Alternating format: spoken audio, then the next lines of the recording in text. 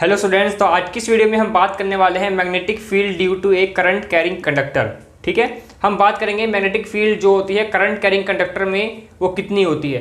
इससे पिछली वीडियो में जो मैंने करवाया था बायट-सावर्ट्स लॉ, जिसे नहीं देखा हो जाकर देख लो। ठीक है, तो इसमें मैंने क्या बताया था आपको, उसमें बताया था उसमें जो हमने स्मॉल लेंथ एलिमेंट लिया था तो उसमें कितना करंट फ्लो होगा, वो हमने क्या निकाला था रिलेशन, वो रिलेशन निकाला था हमने कितना students, D V is equals to में mu naught upon 4 pi I D L sine theta upon में आर स्क्वायर। ये रिलेशन निकाला था हमने बायट-सावर्ट्स लॉ। ये स्मॉल मैग्नेटिक फील्ड निकाला था, लेकिन हमें टोटल मैग्नेटिक फील्ड चाहिए अगर हम किसी स्ट्रेट करंट कैरिंग कंडक्टर को अगर हम लें, अगर कोई स्ट्रेट करंट कैरिंग कंडक्टर है। ठीक है, ये कोई स्ट्रेट कंडक्टर है। ठीक है स्टूडेंट्स, इसके अंदर क्या हो रहा है, करंट फ्लो हो रहा है। ठीक है, करंट कितना फ्लो हो रहा है स्टूडेंट्स, आई करंट फ्लो हो रहा है। ठीक है, तो हम किसी लेंथ एलिमेंट को मान लेते हैं यहाँ पर, किसी लेंथ एलिमेंट को मान लेते हैं यहाँ पर सेंटर में इसके। ठीक है, इस स्मॉल लेंथ एलिमेंट के लिए हमने निकाला था कितना, डी वी निकाला था। कैसे, इस पी पॉइंट पर। ठीक है, इस पी पॉइंट पर हमने मैग्नेटिक फील्ड निकाला था ये इसी पिछली वीडियो में। ठीक है, लेकिन हम क्या करेंगे, इस लेंथ एलिमेंट के थ्रू हम इस पॉइंट पर हम पूरी वायर में कितना मैग्नेटिक फील्ड होगा ये फाइंड करना चाहेंगे हम, कि इसके इस पी पॉइंट पर कितना मैग्नेटिक फील्ड होगा। ठीक है, तो हम यहाँ पर कंसिडर कर लेते हैं करंट फ्लो हो रहा है इस तरीके से। ठीक है, यहाँ पर ये एक्स है और यहाँ पर ये वाई है। ठीक है, अब देखो यहाँ पर इसको एंगल को हमने क्या नाम दिया है, थीटा नाम दिया है। ओके, अब देखना, ध्यान समझना, डायग्राम समझना इंपॉर्टेंट है पहले। और यहाँ से आपका कितना हो जाएगा, ये हो जाएगा आपका एंगल। यहाँ से आपको क्या बन रहा है, यहाँ पर एक अगर ये लाइन खींचते हो, एक लाइन खींचोगे इमेजिनरी लाइन, तो यहाँ पर ये क्या हो रहा है स्टूडेंट्स, ये आपका परपेंडिकुलर बन रहा है यहाँ पर। ठीक है, ठीक है, और यहाँ पर ये एंगल जो है, ये एंगल फाई है। ठीक है, इसको हम नाम दे देते हैं ए, डिस्टेंस जो यहाँ से यहाँ तक का डिस्टेंस है इसको हम ए नाम दे देते हैं। ठीक है, इसको नाम दे देते हैं लेंथ। ठीक है, ये एल लेंथ नाम देते हैं इसको इतना। ठीक है, और इसको नाम दे देते हैं हम आर, क्योंकि हमने इसको आर नाम दिया था पिछली वीडियो में भी, है ना, याद होगा तो। ठीक है, समझ गए। अब देखो क्या करना है हमें सबसे पहले क्या करना है, ये देखो। तो स्टूडेंट्स देखो, सबसे पहले हमें पता होना चाहिए, रिलेशन पता होना चाहिए क्या है, D B is equals to में mu naught upon 4 pi I D L sine theta upon में आर स्क्वायर। ठीक है, ये किसके थ्रू है, according to Biot Savart's law, Biot Savart's law. ठीक है, ये क्या है स्टूडेंट्स, ये इसकी एप्लीकेशन है। ठीक है, तो स्टूडेंट्स देखो, सबसे पहले मैं आपको बता दूं, हम स्मॉल कर के हम मैग्नेटिक फील्ड पूरा वायर में फाइंड कर सकते हैं। वो किस तरीके से फाइंड कर सकते हैं हम, कि अगर हमें स्मॉल लेंथ एलिमेंट का अगर हम निकालते जाएं, उससे हम क्या कर सकते हैं, सबका फाइंड कर सकते हैं। या फिर हम ऐसे कर सकते हैं कि एक स्मॉल लेंथ एलिमेंट के लिए आप फाइंड कर लो मैग्नेटिक फील्ड कितना है, और फिर उसके द्वारा आप क्या कर लो, उसका इंटीग्रेशन कर दो। इंटीग्रेशन करने से क्या होता है कि आपको टोटल मैग्नेटिक फील्ड पता चल जाएगा उसका। ठीक है, तो हम यहाँ पर इसको P नाम देते हैं, इस पॉइंट को हम O नाम देते हैं, इस पॉइंट को हम C नाम दे देते हैं, POC। तो हम इसके बाद लिखेंगे इन ट्रायंगल POC। ठीक है, इन ट्रायंगल POC। सबसे पहले क्या करना है आपको, इसमें साइन थीटा की वैल्यू फाइंड करनी है फर्स्ट, फिर R की वैल्यू फाइंड करनी है, फिर DL की वैल्यू फाइंड करनी है। अब वो स्टेप वाइज हम कैसे करेंगे, देखो हमने ये ट्रायंगल एज्यूम कर लिया। ठीक है, यहाँ पर POC ट्रायंगल में सबसे पहले देखना है हमको कि यहाँ पर ये जो एंगल है, ये थीटा एंगल और ये फाई एंगल जो बन रहा है यहाँ पर, ये थीटा प्लस में फाई इज टू क्या हो जाएगा, 90 डिग्री। क्योंकि इन दोनों का सम जो होगा वो 90 डिग्री के बराबर की होगा। ठीक है, क्योंकि तीनों का सम कितना होता है, 180 डिग्री होता है। ठीक है, तो यहाँ पर जो आपका जो थीटा की वैल्यू क्या हो जाएगी, 90 माइनस फाई हो जाएगी, 90 डिग्री माइनस फाई हो जाएगी। ठीक है, समझ गए यहाँ तक। इसके बाद हम क्या कर सकते हैं, दोनों तरफ साइन मल्टीप्लाई कर देंगे। ठीक है, तो हम यहाँ लिख देते हैं multiplying sine theta both side. ठीक है, तो क्या मिलेगा आपको, sine theta is equals to में साइन 90 माइनस फाई, ये मिलेगा आपको।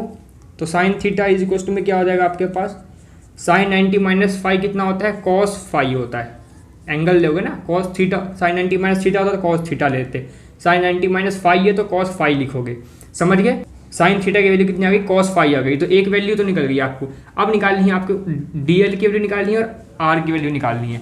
अब वो कैसे निकालेंगे, देखो हमें सबसे पहले पता है कि यहाँ पर सबसे पहले क्या कर लो आप, इसके बाद cos फाई की वैल्यू निकालो।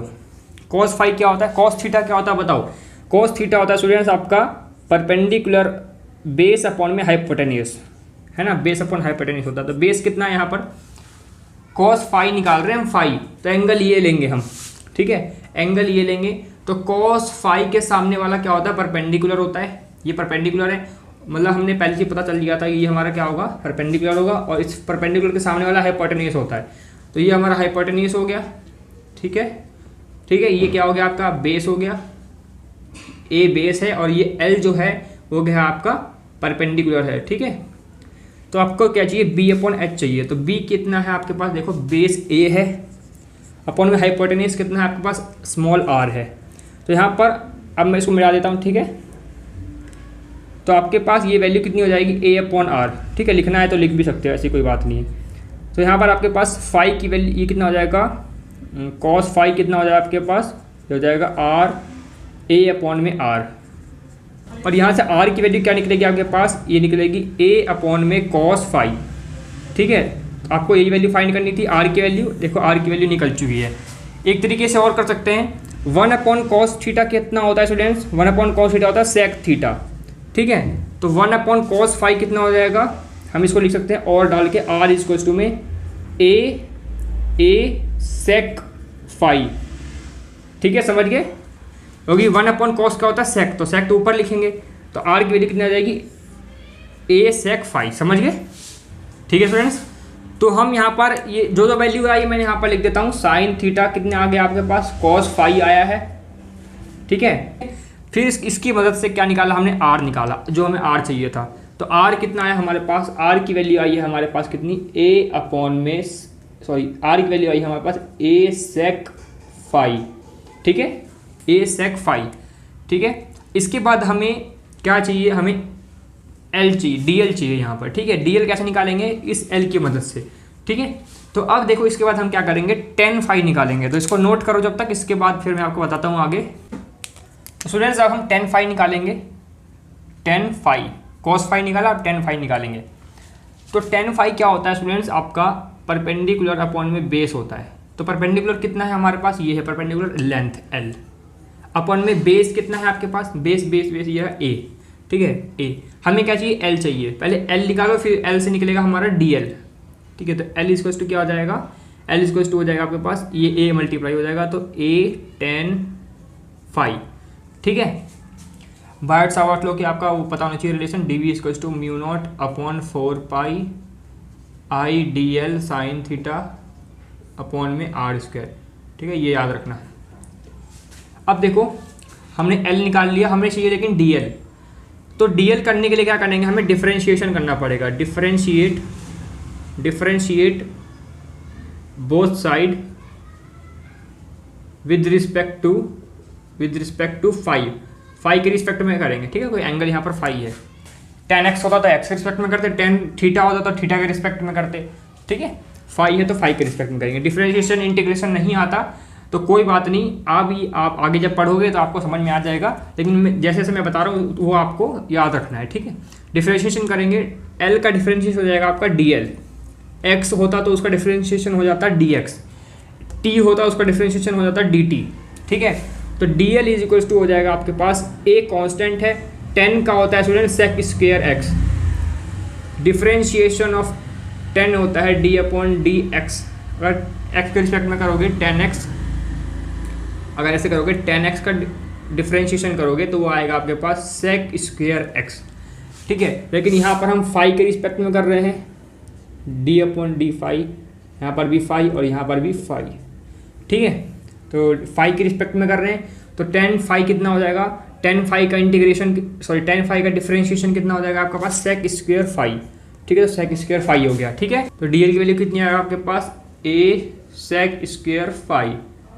अब स्टूडेंट्स इन वैल्यू को क्या करना है आपको, ये तीनों वैल्यू जो हमने निकाली है इन तीनों वैल्यू को क्या कर देंगे, इसमें पुट कर देंगे। तो हमें पता है, यहाँ लिख देते हैं हम पुटिंग ऑल, आप इक्वेशंस का नाम भी दे सकते हो, जो आपने ये वैल्यू निकाली थी इसको आप क्या नाम दे दो, फर्स्ट नाम दे दो, इसको इक्वेशन नाम, हम नहीं इसको फर्स्ट नाम दे देते हैं, जो हमने स्टार्टिंग में लिखा था अकॉर्डिंग टू बायट सावर्ट लॉ, उसको फर्स्ट इक्वेशन नाम दे दो। इसको सेकंड इक्वेशन नाम दे दो, इसको थर्ड इक्वेशन नाम दे दो, इसको फोर्थ इक्वेशन नाम दे दो, ठीक है। तो हम लिख देते हैं putting all second third and fourth equation, second third fourth equation in equation किस में पुट करेंगे, हम इक्वेशन फर्स्ट में पुट करेंगे। फर्स्ट इक्वेशन कौन सी थी, ये वाली थी, ठीक है। तो यहाँ पुट करते हैं हम, तो डी बी की वैल्यू कितनी आ जाए आपके पास, डी बी की वैल्यू हो जाएगी μ0/4 तो ऐसे ही आएगा, ठीक है, μ0/4, आई भी ऐसे ही रहेगा।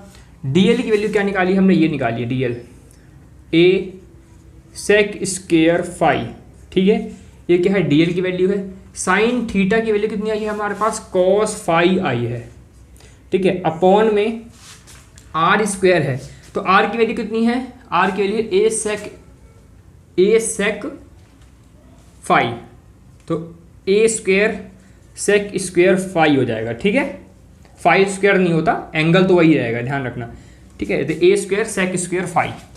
अब क्या करना है यहाँ पर देखो, सेक स्क्वायर से सेक स्क्वायर कैंसिल हो रहा है पूरा, सेक स्क्वायर फाई से सेक स्क्वायर फाई, देखो एंगल भी सेम है दोनों का, अगर एंगल डिफरेंट होगा तो कैंसिल नहीं होगा। अब यहाँ से एक ए से एक ए कट जाएगा, तो ठीक है, एक ए बचेगा नीचे, तो D B is equals to कितना हो जाएगा आपके पास, μ0/4 फिर आई बचेगा, ऊपर कुछ भी नहीं है यहाँ पर क्या बचा, सॉरी स्टूडेंट्स एक चीज़ और बताना चाहता हूँ, यहाँ पर जो हमने डिफरेंशिएशन करा है डी फाई का बाद भी डी फाई, यहाँ पर डी फाई आएगा, ठीक है, क्योंकि फाई का भी डिफरेंशिएशन करना पड़ेगा फिर आपको, तो फाई का डिफरेंशिएशन करोगे तो कितना आएगा आपके पास, डी फाई आएगा, तो यहाँ पर आपको डी फाई भी लिखना पड़ेगा, ठीक है, डी फाई, फिर यहाँ लिखोगे कॉस फाई, समझ गए। तो अब स्टूडेंट देखो आगे करना है हमको, आई यहाँ पर क्या बच गया, यहाँ पर ये सेक स्क्वायर फाई से ये कट गया, तो यहाँ पर डी फाई बच गया, तो डी फाई, तो पहले मैं कॉस फाई लिख देता हूँ, फिर डी फाई लिख देता हूँ, अपॉन में नीचे क्या बचेगा, ए बचेगा, क्योंकि एक सिंगल ए कैंसिल हुआ है तो नीचे ए बचेगा, ठीक है, समझ गए, ठीक है।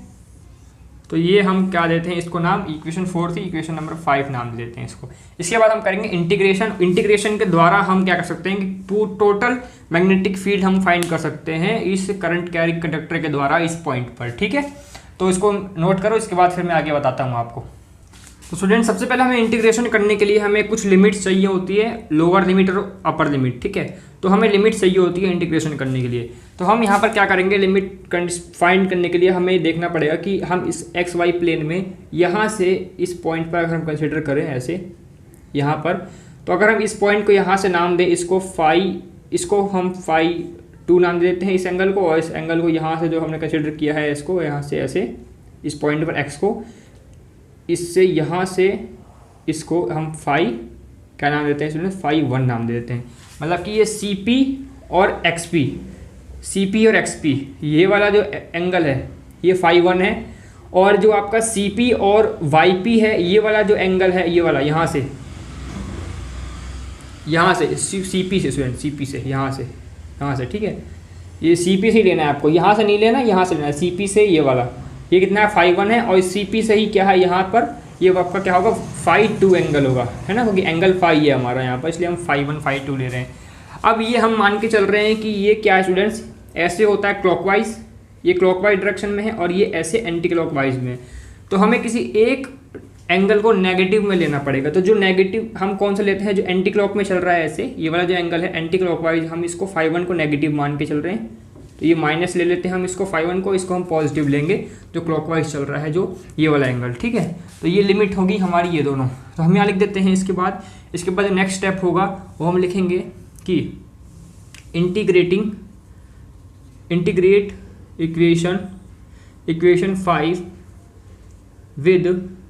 विद प्रॉपर लिमिट,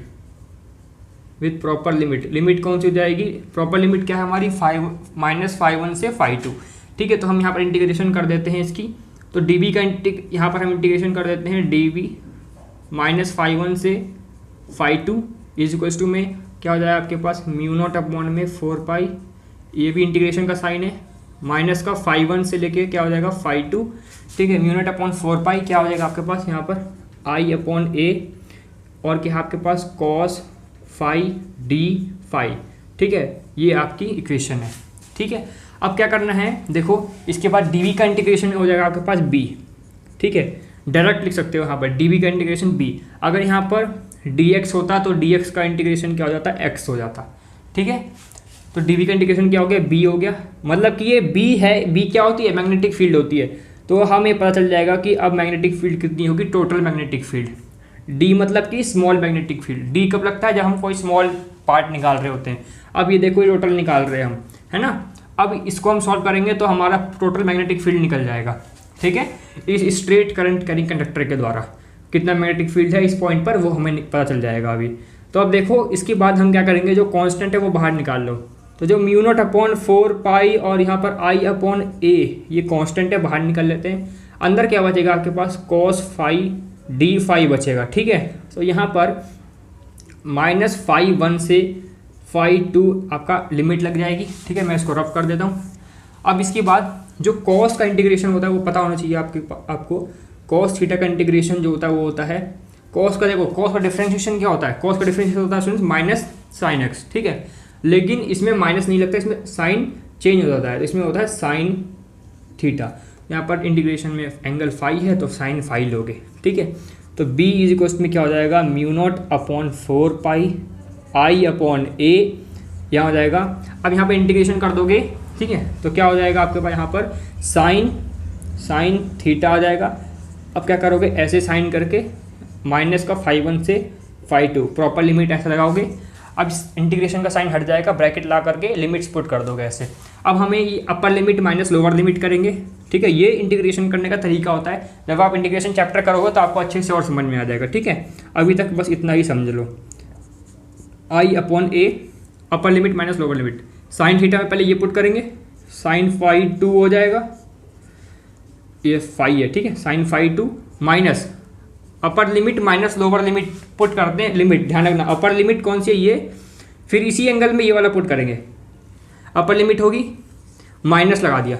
अब लोअर लिमिट पुट करेंगे तो इस एंगल में ये वाली लिमिट पुट करेंगे, तो कितना हो जाएगा, माइनस का φ1।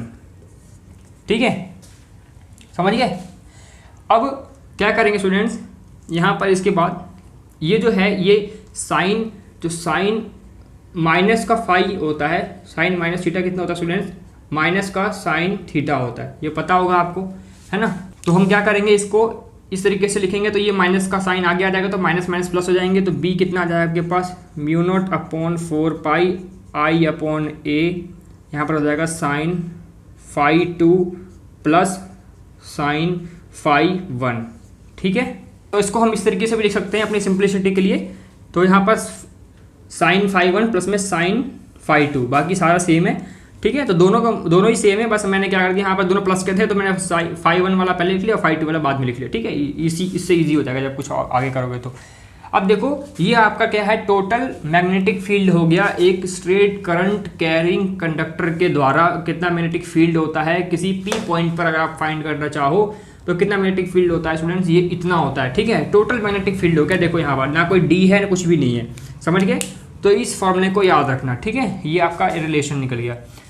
ठीक है, तो जब तक इसको नोट करो फिर हम आगे करते हैं। तो स्टूडेंट्स, सबसे पहला जो फर्स्ट केस है हमारा, फर्स्ट केस क्या है कि if x and y are lies on infinite, x and y are the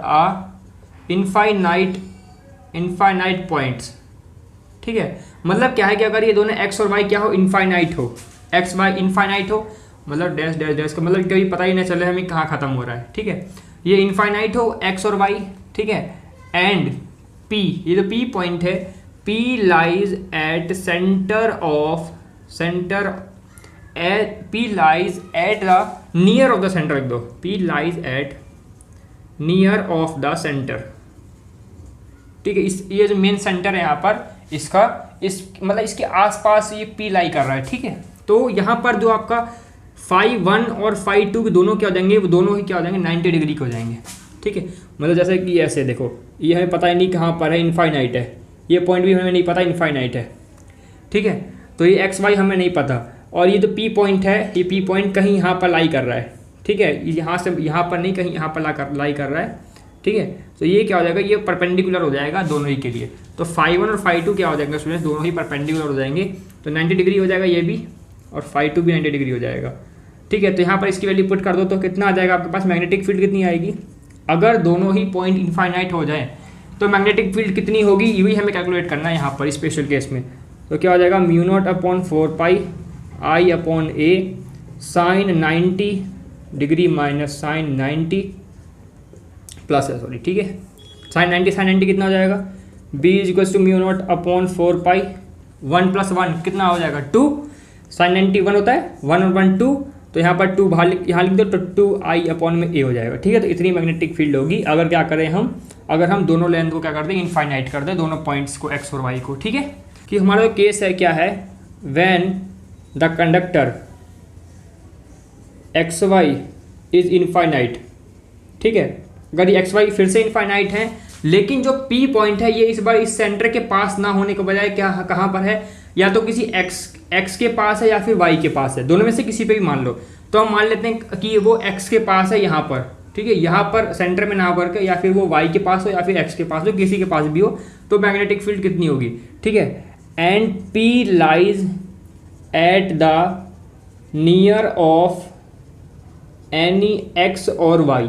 ठीक है, एक्स और वाई के पास में होना चाहिए। ठीक है, तो मैग्नेटिक फील्ड कितनी होगी, तो उस टाइम पर हमारा जो एंगल होगा φ1 एंगल जो होगा वो 90 डिग्री होगा, और φ2 जो एक एंगल क्या होगा वो 0 डिग्री हो जाएगा। ठीक है, कोई भी एक एंगल आपका 90 डिग्री और जो φ2 एंगल है वो आपका 0 डिग्री हो जाएगा।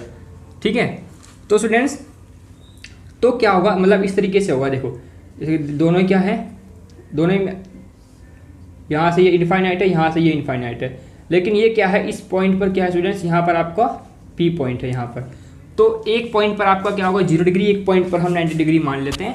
ठीक है, तो φ1 हम क्या मान लेते हैं 90 डिग्री और φ2 0 डिग्री मान लेते हैं। समझ रहे हो ना क्या कहना चाह रहा हूँ मैं। तो यहाँ पर वैल्यू पुट कर दो, बी के अंदर मैग्नेटिक फील्ड की वैल्यू निकल जाएगी आपके पास। तो क्या हो जाएगा आपके पास, म्यू नॉट अपॉन में 4 pi I upon A sign φ1 मतलब साइन 90 डिग्री माइनस नहीं प्लस है सॉरी, साइन 0 डिग्री, साइन 90 1 हो जाएगा, साइन 0 0 हो जाएगा, तो यहाँ 1 आएगा, तो कितना 1 से मल्टीप्लाई होगा तो कुछ इफेक्ट नहीं पड़ने वाला, 0 है तो कुछ नहीं इफेक्ट पड़ने वाला। तो कितना आ जाएगा यहाँ पर, mu naught upon 4 pi I upon ए, यहाँ पर 1 बचेगा सिर्फ, तो मल्टीप्लाई करोगे तो वही वैल्यू आएगी दोबारा। तो मतलब आपके पास मैग्नेटिक फील्ड इतनी आ गई। समझिए डिफरेंस क्या दोनों में, यहाँ पर 2 है, यहाँ पर 2 नहीं है। समझ गए, तो आपको इस तरीके से आपको मैग्नेटिक फील्ड फाइंड कर सकते हो। तो डायग्राम अच्छे से समझ लेना और अच्छे से बना लेना, तो साफ सुथरा डायग्राम बनाना, और ठीक है अच्छे से फिर डेरिवेशन करना, सब समझ में आएगा। ये इसकी फर्स्ट एप्लीकेशन थी बायट-सावर्ट्स लॉ की। इसके बाद इसकी सेकंड एप्लीकेशन है, वो भी बहुत ईजी है। ठीक है, इसके बाद हम कर लेंगे नेक्स्ट वीडियो में। ठीक है स्टूडेंट, तो इसके बाद मैं आपको बताने वाला हूँ कि अगर कोई स्ट्रेट करंट कैरिंग कंडक्टर है, उसके थ्रू अगर हम मैग्नेटिक फील्ड की डायरेक्शन फाइंड करना चाहें, कि जो मैग्नेटिक फील्ड होगी ये तो पता है हमें, लेकिन वो किस डायरेक्शन में होगी, एंटी क्लॉक डायरेक्शन में होगी कि क्लॉक वाइज डायरेक्शन में होगी। मैं एंटी क्लॉक और क्लॉक वाइज डायरेक्शन क्यों बोल रहा हूँ, क्योंकि जो मैग्नेटिक फील्ड होती है पता है आपको सर्कुलर होती है ना। अगर कोई ये मैंने मान के चलो कोई ये वायर है, तो इसके थ्रू जो मैग्नेटिक फील्ड होगी वो सर्कुलर होगी, ऐसे सर्कुलर मूव करती है। वो हमें बता सकता है राइट हैंड थंब रूल। ठीक है, राइट हैंड थंब रूल से हम फाइंड कर सकते हैं कि जो मैग्नेटिक फील्ड की डायरेक्शन होती है वो किस तरह से होती है, क्लॉकवाइज होती है कि एंटी क्लॉकवाइज होती है, तो वो हम देखेंगे अभी। पहले इसको नोट डाउन कर लो स्टूडेंट्स। अब हम बात करते हैं राइट हैंड थंब रूल के बारे में। राइट हैंड थंब रूल क्या बताता है हमें, तो राइट हैंड थंब रूल हमें बताता है direction of magnetic field, direction of magnetic field.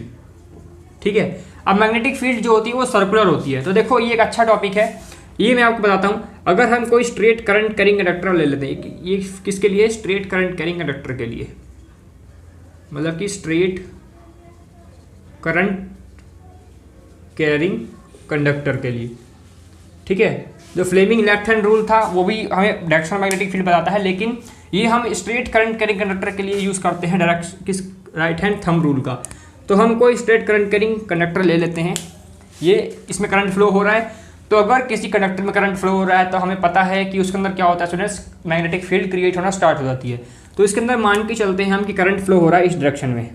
ठीक है, इस डायरेक्शन में करंट फ्लो हो रहा है ऐसे, तो करंट फ्लो हो रहा है, तो हम एक बार से पता चलेगा कि मैग्नेटिक फील्ड अगर सर्कुलर घूम रही है, ऐसे सर्कुलर है मैग्नेटिक फील्ड, ऐसे सर्कुलर, ठीक है ऐसे है सर्कुलर, तो वो किस तरीके से है, वो मैग्नेटिक फील्ड जो है वो क्लॉकवाइज डायरेक्शन में है कि एंटी क्लॉकवाइज डायरेक्शन में है, वो हमें कैसे पता चलेगा। समझ रहे हो मैं क्या कहना चाह रहा हूँ।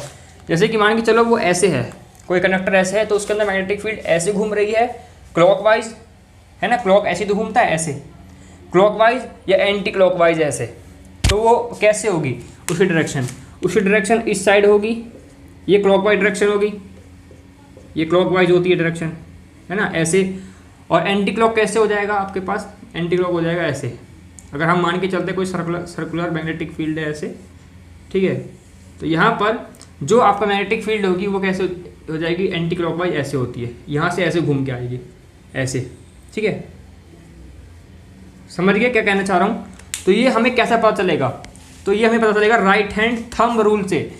तो देखो ये स्ट्रेट करंट कैरिंग कंडक्टर है, ठीक है। अगर हमें पता है कि करंट फ्लो हो रहा है किस तरीके से, इस तरीके से फ्लो हो रहा है, अगर हमें पता है करंट फ्लो हो रहा है ऊपर की तरफ ऐसे, ठीक है, करंट ऐसे फ्लो हो रहा है, ठीक है, ये एक्स मान लो, ये वाई मान लो, एक्स एंड ये वाई, ठीक है, करंट फ्लो हो रहा है ऐसे, तो हमें पता कैसे चलेगा कि ये क्लॉकवाइज होगा कि एंटी क्लॉकवाइज होगा।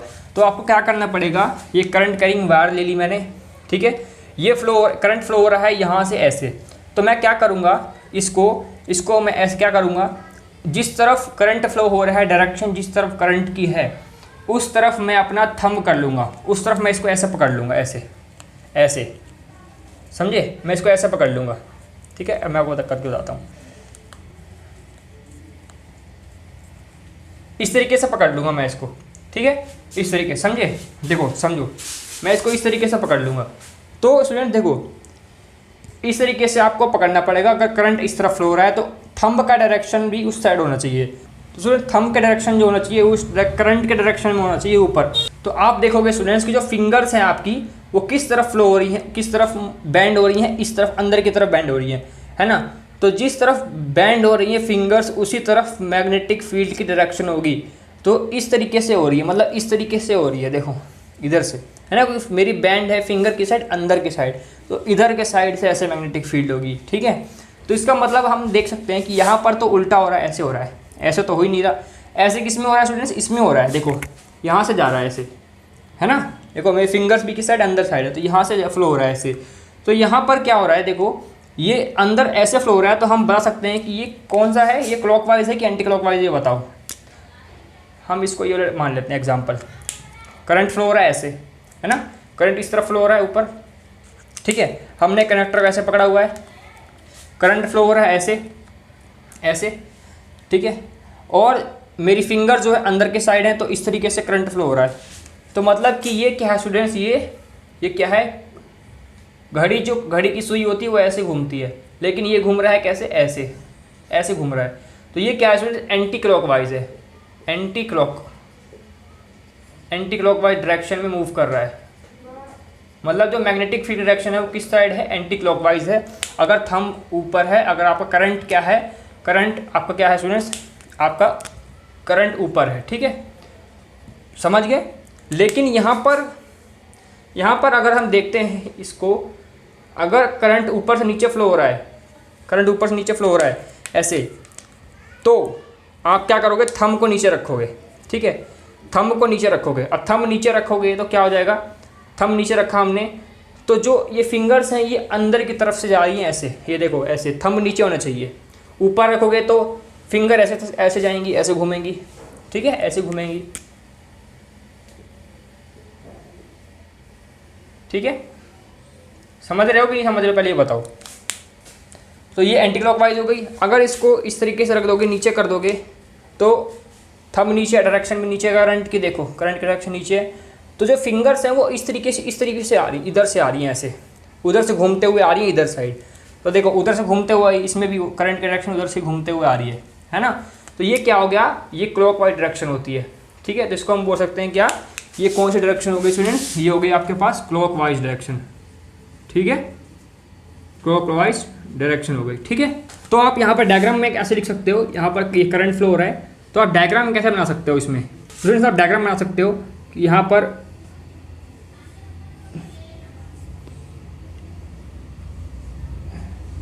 डायग्राम बना सकते हो ऐसे,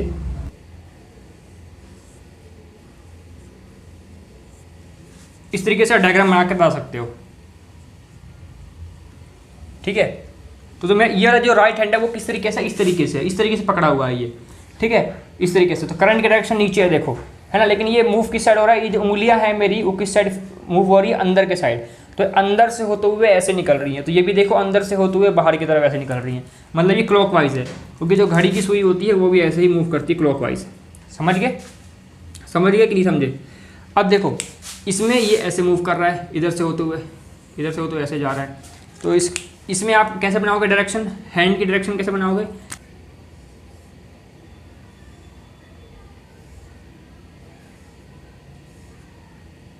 ठीक है। ये आप फिंगर्स बना देते हैं यहाँ पर, ठीक है। ये आप क्या थंब हो जाएगा, ठीक है। और ये क्या हो जाएगा आपके पास, ये हो जाएगा आपका हैंड, ठीक है। समझ गए, मतलब मेरी ड्राइंग अच्छी नहीं है लेकिन फिर भी आप समझ लो कैसे मैं आपको बताना चाह रहा हूँ, ठीक है।